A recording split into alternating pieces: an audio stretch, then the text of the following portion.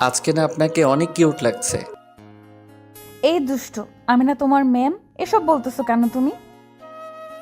আমি আজকে বলবোই, আপনার কোনো কথা শুনবো না। আজকে না আপনাকে অনেক হট লাগতেছে। এই দুষ্টু, মিথ্যা কথা বলবা না। না ম্যাম, সত্যি মনে হচ্ছে আপনাকে আদর করে ভরিয়ে দিই। ফাজিল ছেলে, আমি কিন্তু তোমার সিনিয়র। ম্যামের সাথে এইসব কথা কেউ বলে? একদমই এইসব উল্টাপাল্টা কথা বলবে না। তাতে কি, এখন ম্যাম আছে, দুদিন পর বউ হবেন। তুমি কিন্তু অনেক দুষ্টু হয়ে গেছো। উল্টাপাল্টা কথা বলবে না। উল্টাপাল্টা বলবো না, কিন্তু করে দেখাবো। আজকে আপনাকে অনেক আদর করতে ইচ্ছে করছে, জানেন তো। তাই আজকে আপনাকে ভালোবাসায় ভরিয়ে দিব। প্লিজ আমাকে বাধা দিবেন না। এই পিচ্চি, তুমি এসব কি বলছো? দেখো, আমরা আমাদের সম্পর্কটা অন্যরকম। তুমি আমার স্টুডেন্ট আর আমি তোমার ম্যাম। প্লিজ আমার সাথে এসব করো না, সোনা।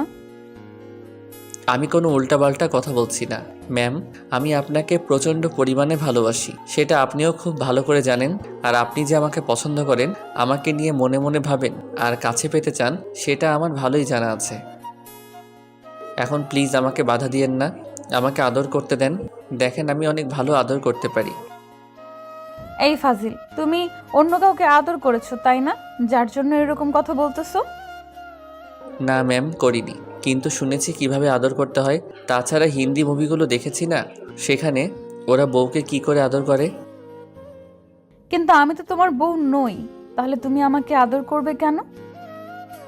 বউ না, কিন্তু আজকে আপনাকে আদর করব, যেন খুব শীঘ্রই আপনি আমার বউ হওয়ার জন্য পাগল হয়ে যান।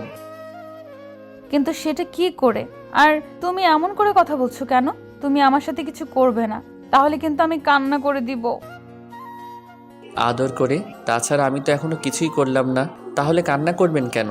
আদর করলে না হয় তখন ব্যথা লাগতো, আর আপনি কান্না করলে সেটা মেনে নেওয়া যেত, কিন্তু তার আগে আপনি কান্না করতে চাইছেন। দুষ্টু, এসব উল্টাপাল্টা কথা একদম বলবে না। আমার মধ্যে কেমন কেমন হয় সোনা। আপনার মধ্যে যে উত্তেজনা কাজ করে, আমি সেটা খুব ভালো করেই জানি। প্লিজ আমাকে আটকে দিয়েন না। আজকে আমার মধ্যে উত্তেজনা কাজ করছে, আমাকে নিজের করে পাওয়ার জন্য, কাছে টেনে নেওয়ার জন্য তীব্র আকাঙ্ক্ষা কাজ করছে। তাই প্লিজ আমাকে আটকাবেন না। আমি আজকে আপনাকে মন ভরে ভালোবাসতে চাই। সজীবের এরকম কথাতে মিথিলা ম্যাম মায়াবী দৃষ্টিতে ওর দিকে তাকিয়ে রইল। তখন ও আবারও বলতে লাগলো, প্লিজ ম্যাম, আমাকে আটকাবেন না।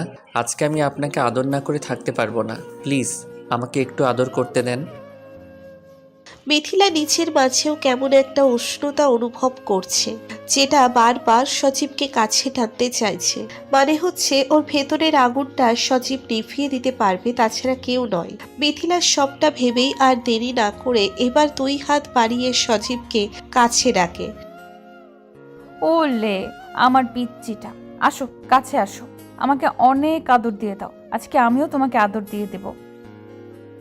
ম্যামের এরকম কথাতে সজীব সম্মতিসূচক উত্তর পেয়ে আর দেরি না করে ওনার কাছে চলে যায়। সাথে সাথে মিথিলা ম্যাম দুই হাতে ওর গলাটা জড়িয়ে ধরে আর সজীব ম্যামের মুখের দিকে তাকিয়ে রইল। মিথিলা এবার নিজের ঠোঁটের উপর আঙ্গুল রেখে বলল, আগে আমার এখানে আদর দিয়ে দাও শোনা। ম্যামের এরকম কথা শুনে সজীব আর দেরি না করে ওনার ঠোঁটের সাথে নিজের ঠোঁটগুলো মিলিয়ে দিল। সাথে সাথে মিথিলার মধ্যে যেন আগুন জ্বলে উঠল। ও দেরি না করে সজীবের সাথে রেসপন্স দিতে লাগলো আর কিস করতে লাগলো। সজীব একটা সময় ম্যামের ঠোঁট ছেড়ে দিয়ে তারপর পাগলের মতো ওনার সারা মুখে, ঘাড়ে আর গলায় কিস দিতে লাগলো, যার জন্য মিথিলা এক প্রকার পাগল হয়ে গেছিল। ও থাকতে না পেরে সজীবের শার্টটা খুলে দেয়, তারপর ওর বুকে আর ঘাড়ে গলায় কিস করে দেয়। এবার মিথিলা ম্যামের গরম নিঃশ্বাস সজীবের ঘাড়ে পড়তেই ও এক প্রকার পাগল হয়ে ওঠে আর ম্যামকে উন্মুক্ত করে দিতে থাকে। সজীব মিথালির শরীর থেকে সব কাপড়গুলো সরিয়ে দিয়ে সব জায়গায় চুমু দিতে শুরু করে। সজীবের স্পর্শ যতবার মিথিলার শরীরে পড়ছে ও সজীবকে ততবার শক্ত করে আঁকড়ে ধরছে। সজীবের স্পর্শগুলো যতবার ম্যামের শরীরে পড়ছিল ততবার উনি যেন পাগল হয়ে উঠছিল আর সজীবকেও বুকের সাথে শক্ত করে চেপে ধরেছিল। একটা সময় মিথিলা আর থাকতে পারছিল না, তাই ওকে বারবার জড়িয়ে ধরেছিল আর বলছিল, প্লিজ বাবু, আমাকে একটু শান্ত করে দাও। আমি আর থাকতে পারছি না। তুমি আমাকে এমন করে আদর দিলে কিসের জন্য? আমি নিজেকে কি করে শান্ত করব এখন সোনা? ম্যাম, আমি আছি কি করতে। আজকে আপনাকে অনেক বেশি আদর করব, অনেক ভালোবাসবো, যেটা আপনি জীবনে কখনো ভুলতে পারবেন না। এবার সজীব ওদের শরীরে একটা চাদর টেনে দিয়ে মিথিলাকে ভালোবাসায় ভরিয়ে দিতে থাকে। আপনারা হয়তো ভাবছেন এখানে কি হচ্ছে, তাই না? মিথিলা আর সজীব সম্পর্কের ছাত্র আর ম্যাম, এবং ওদের দুজনের বয়সের ডিফারেন্স ততটা বেশি নয়, এই 4 থেকে 5 বছর। কিন্তু দুজনের পাশাপাশি দাঁড়ালে কেউ বলতে পারবে না ওরা ম্যাম আর স্টুডেন্ট। যে কেউ স্বামী স্ত্রী ভেবে ভুল করতে পারে, কারণ ওদের দুজনকে অনেক সুন্দর মানায়। কলেজের প্রথম দিন সজীব ম্যামকে দেখে ফিদা হয়ে গেছিল, আর অন্য সব গল্পের মতো ওনার প্রেমে পড়ে গেছিল। তারপর একটা সময় সজীব ম্যামকে যখন বোঝাতে চাইছিল, তখন মিথিলা ওদের সম্পর্কের কথা ভেবে দূরে সরে থাকতে চাইছিল। তারপরও সজীব ভালোবাসাটা বোঝাতে ওনার কাছে আসতে চাইছিল। তারপর একটা সময় যখন সজীব ম্যামকে বোঝাতে পারছিল না, তখন ম্যামকে প্রপোজ করে দেয়। মিথিলা জানে এই সম্পর্কটা হওয়ার সম্ভাবনা, তাই সজীবকে ফিরিয়ে দিয়েছিল। তারপরও সজীব 6টা মাস যখন মিথিলার সাথে রিলেশনে যাওয়ার জন্য বারবার ভালোবাসার কথাটা বোঝানোর চেষ্টা করে, তখন মিথিলা ওকে বোঝাতো, কিন্তু সিন ক্রিয়েট করতো না। তাতেও সজীব কষ্ট পেত। বড়লোকের ছেলে, তাই কষ্টটা বেশি সহ্য করতে পারে না। একটা সময় সজীব অনেকটাই ভেঙে পড়ে মিথিলাকে বোঝাতে না পেরে। তারপর ওর একটা ফ্রেন্ড ওকে একটা প্ল্যান বলে দেয়, কিন্তু প্ল্যানটা যে এত উল্টোপাল্টা কাজ করবে সেটা ও ভাবতেও পারেনি।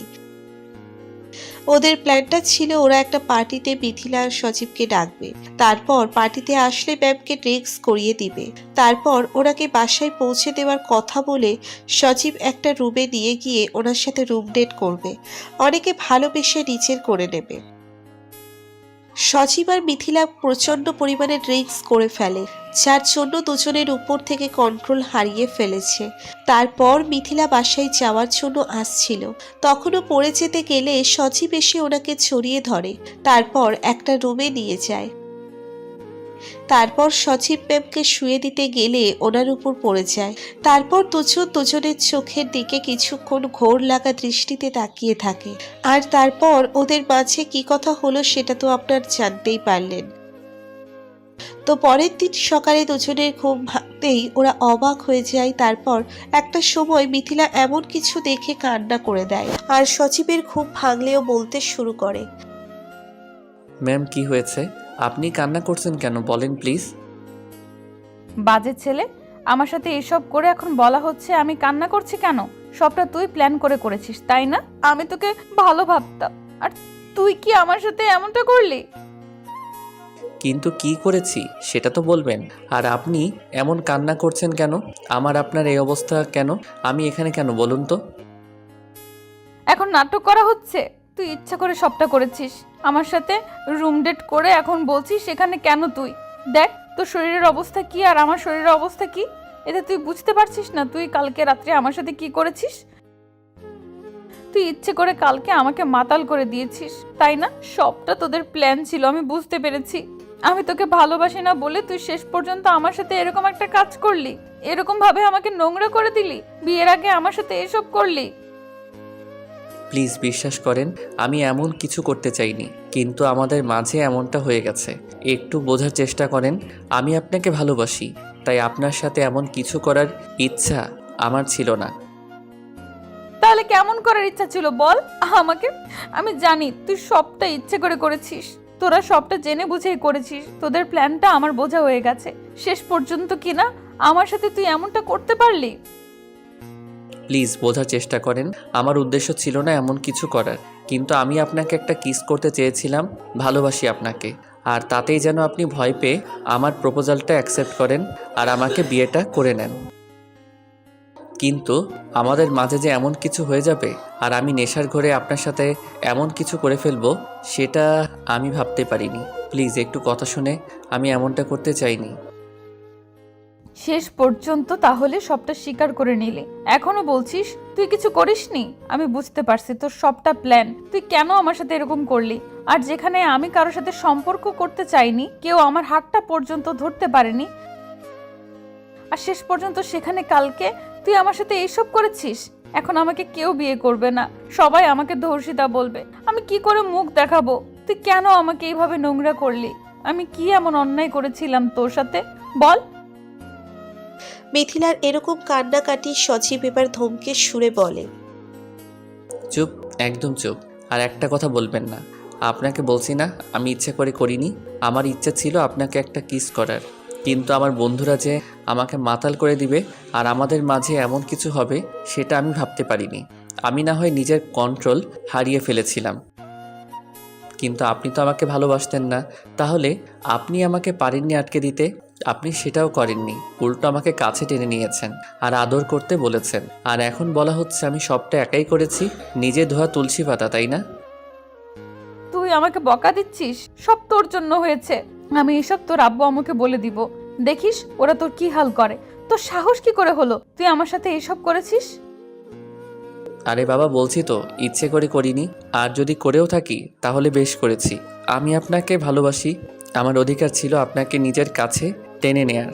আপনি কেন আমার ভালোবাসাটা বুঝতে চাইছিলেন না?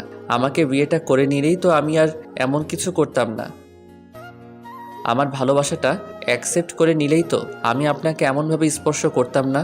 কিন্তু আপনি আমাকে ভালোবাসেননি, দূরে সরিয়ে দিয়েছেন। কেন বুঝতে পারেন না? আমি আপনাকে প্রচণ্ড পরিমাণে ভালোবাসি, থাকতে পারি না আপনাকে ছাড়া। তুই আমাদের সম্পর্কের কথাটা জানিস না? আমি তোর ম্যাম আর তুই আমার স্টুডেন্ট। তুই কেন বুঝতে পারছিস না এই সম্পর্ক হয় না? তার উপরে তুই এরকম একটা পাগলামি করলি। এখন আমি এই মুখ কি করে দেখাবো? কেন এই সম্পর্ক হয় না? আমি আপনার থেকে ছোট বলে, নাকি আমাদের মাঝে এই সামান্য সম্পর্ক বলে? দেখুন, ভালোবাসা এগুলো ম্যাটার করে না। এখন কতই হচ্ছে, 5 বছর 7 বছরের জুনিয়র ছেলেকে সিনিয়র মেয়েরা বিয়ে করছে। স্বামী স্ত্রী হলে এসব বয়স কোনো ম্যাটার করে না। কালকে রাত্রে যখন আমি আপনাকে নিজের করে নিয়েছিলাম, আপনি যখন আমার সাথে হারিয়ে গিয়েছিলেন, তখন কি আপনি এসব ভেবেছিলেন? আমাদের বয়সের তফাৎ কিংবা আমাদের মাঝে কি সম্পর্ক ভাবেননি? তাহলে এখন আপনি এসব কথা উঠাচ্ছেন কেন? আমি আপনাকে ভালোবাসি, প্রচণ্ড পরিমাণে ভালোবাসি। এমন না যে এসব করার পর আমার ভালোবাসাটা হারিয়ে যাবে। আমি আপনাকে আগেও যেমন ভালোবাসতাম, কালকের পরেও আরও বেশি ভালোবাসি। আমি জানি এইসব করাটা আমার ঠিক হয়নি, আর এইসব আমার অনিচ্ছা শর্ত হয়ে গেছে। তাই আমি এই ভুলটা শুধরে নিতে চাই। আপনি যদি চান তো আমাকে ভালোবেসে বিয়ে করে নিতে পারেন, তাহলেই তো আপনাকে কারো কথা শুনতে হবে না। আর আমি যেহেতু আপনাকে এরকমভাবে স্পর্শ করেছি, তাহলে শেষ পর্যন্ত আমি আপনার দায়িত্বটা নিতে চাই। এখন আপনি যদি রাজি থাকেন তাহলে আমি আপনাকে সেই স্বীকৃতি দিতে চাই যেটা কালকে বিয়ে ছাড়াই আমাদের মাঝে হয়েছে। কিন্তু আমি তো তোকে ভালোবাসি না, তুই বুঝতে পারছিস না? তুই তারপরও এরকম একটা কাজ করলি কেন বল? এখনও রাগ অভিমান দেখাবেন? আপনি সামান্য একটা সম্পর্কের কারণে আমাকে এভাবে দূরে সরিয়ে দিবেন? আপনাকে যে আমি ভালোবাসি, ভালোবেসে কষ্ট পেয়ে যাচ্ছি, সেটা আপনি বোঝার চেষ্টা করবেন না? আমি যদি আজকে আপনাকে বিয়ে করতে অস্বীকার হতাম, আপনাকে নোংরার মতো ফেলে দিলাম, তাহলে সেটা আপনার জন্য কি ভালো হতো? এবার মিথিলা চুপচাপ মাথা নিচু করে রাখলো। তখন সজীব বুঝতে পারল মিথিলা সবটা বোঝার চেষ্টা করছে, তাইও চুপ করে রইল। তারপর একটা সময় সজীব মিথিলার কাছে গিয়ে ওর মুখে 2 পাশে হাত রাখলো। তারপর কপালে একটা ভালোবাসার পরশ দিয়ে বলতে লাগলো, একটা সুযোগ দেন, দেখেন ভালোবেসে প্রমাণ করে দিব। বয়স কোনো ভালোবাসার মধ্যে তফাৎ সৃষ্টি করে না। আর এমন না যে আপনি অন্য কাউকে ভালোবাসেন, আপনার বিয়ে হয়েছে, তারপর আমাদের মাঝে এমন কিছু হয়েছে। আপনিও তো আমাকে অনেক বেশি পছন্দ করেন, কিন্তু সেটা ভয়ে বলতে পারেন না। আমি সেটা জানি। দেখেন, যেভাবেই হোক আমাদের মাঝে তো শারীরিক সম্পর্কটা হয়েছে। এরপর আপনি ভালোবাসাটা অন্য কারো কাছ থেকে কেন পাবেন, যেটা আমি একবার নিজের করে নিয়েছি? প্লিজ আমাকে দূরে সরিয়ে দিবেন না, একটা সুযোগ দেন ভালোবাসার। কিন্তু আমি তো তোমাকে ভালোবাসি না। তাতে কি? অ্যারেঞ্জ ম্যারেজে তো ভালোবাসা থাকে না, তাতে কি কেউ সুখে থাকে না? তাছাড়া আজকে ভালোবাসেন না, কিন্তু সংসার করতে করতে একটা সময় ভালোবাসা তৈরি হয়ে যাবে।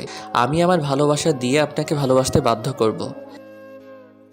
এখন আপনি আমাকে পছন্দ করেন কি না সেটা বলেন, আর বিয়ে করবেন কি না তাও বলেন।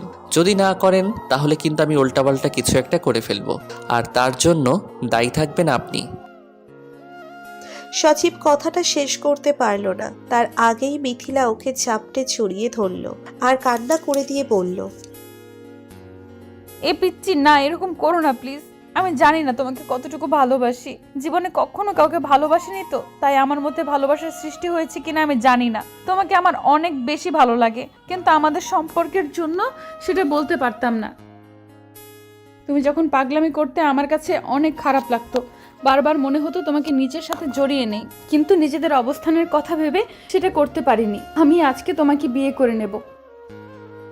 আমাদের মাঝে যে ভুলটা হয়েছে তার জন্য আমি সেটা শুধরে নেওয়ার জন্য তোমাকে একটা সুযোগ দিতে চাই। তুমি প্লিজ আমাকে দূরে সরিয়ে দিও না। ভালোবাসি আপনাকে শেষ নিঃশ্বাস অবধি, কখনো আপনাকে দূরে সরানো তো দূরে থাক, বুক থেকে নামাবো না। একটাবার শুধু আমাকে বিয়ে করে নেন, দেখেন আপনাকে কত বেশি ভালোবাসি। আমি কোনো অভিযোগ করতে দিব না আপনাকে। তাহলে ঠিক আছে, আমি আমার পিচ্চিটাকে এখন থেকে ভালোবাসার চেষ্টা করব। আই লাভ ইউ পিচ্চি। আই লাভ ইউ টু পাগলি। আমাদের ভিডিওটি কেমন লেগেছে তা কমেন্ট করে জানাতে ভুলবেন না। আর ভিডিওটি যদি ভালো লেগে থাকে তাহলে একটি লাইক করুন আর সাবস্ক্রাইব করে আমাদের পাশেই থাকুন। ধন্যবাদ সবাইকে আমাদের পাশে থাকার জন্য। আল্লাহ হাফেজ।